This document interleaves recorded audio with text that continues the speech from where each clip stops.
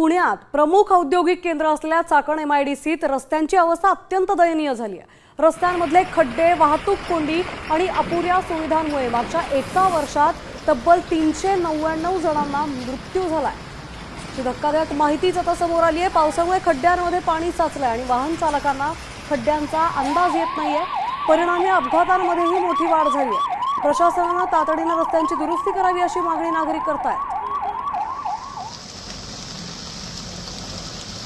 1.5 तास आणि येण्यासाठी 1.5 तास आणि 8 तासाची शिफ्ट असा एम्प्लॉईजचा 11 तासाचा वेळ जो आहे तो दररोज युटिलाइज होतो।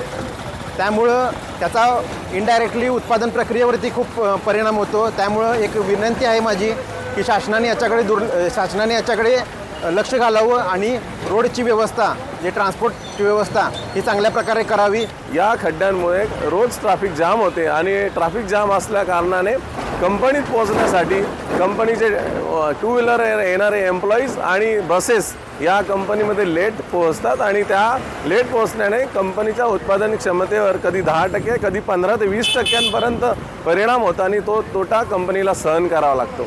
जे MIDCचे अधिकारी आहेत त्यांचं इथं निरीक्षण अपेक्षित आहे। त्यांच्याबरोबर MSEBची जी लाईन इथं आडवी गेलेली आहे ती लवकर न निघाल्यामुळं कॉन्ट्रॅक्टरला काम करता आलेलं नाही आणि त्याच्यामुळं राहिलेल्या अर्धवट कामामुळं हा कालचा ॲक्सिडेंट झालेला आहे।